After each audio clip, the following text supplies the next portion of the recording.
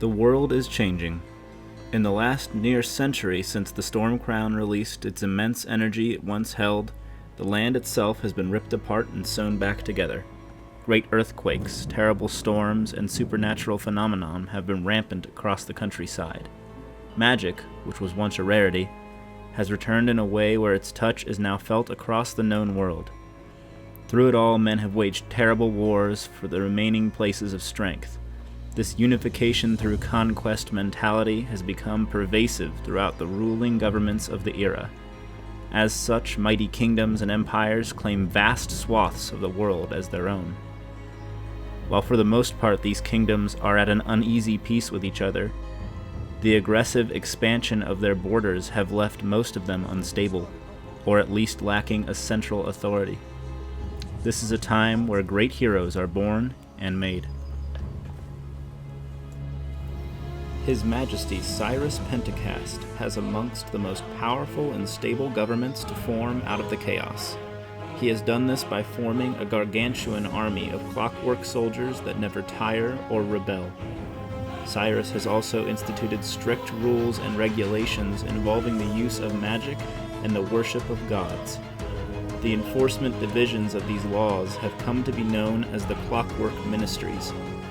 These governing bodies control military affairs, religious practice, and arcane knowledge within his vast empire. Cyrus' rule has not gone unchallenged. A war was waged immediately following the fall of the previous government that saw most of the old nobility of the previous age dead or banished, its armies and wizards either falling under Cyrus' rule or disposed of.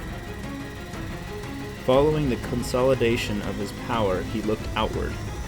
Wars were fought between the dwarves, dragonborn, elves, and other races and their kingdoms for control.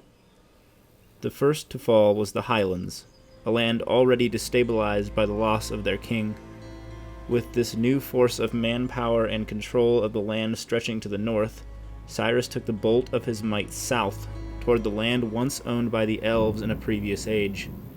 The Elven Concordance, which had been historical enemies with the dwarves, joined forces with them in a move that allowed them to mount a strong defense against him.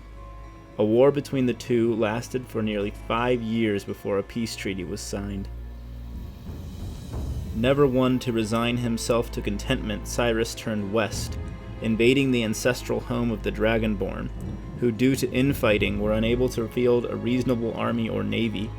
Within a year, the unconditional surrender was signed, and Cyrus became the ruler of the largest empire the world had ever seen.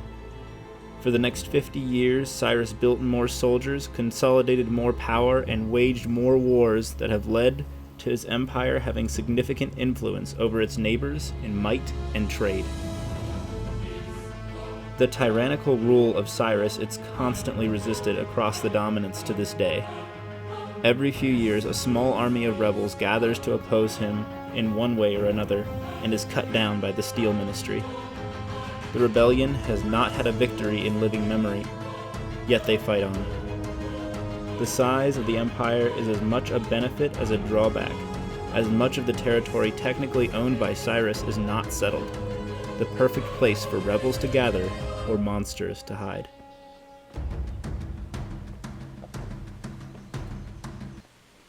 Most of the rebellions that have formed have come from the highlands.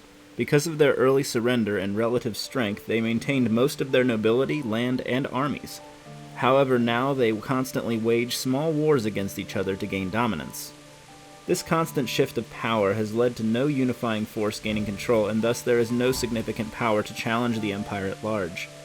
However, there is now a chance for any small lord to gain wealth and influence, now that the balance of power has shifted. To many, the change is good. As in all things, there is an argument for both sides.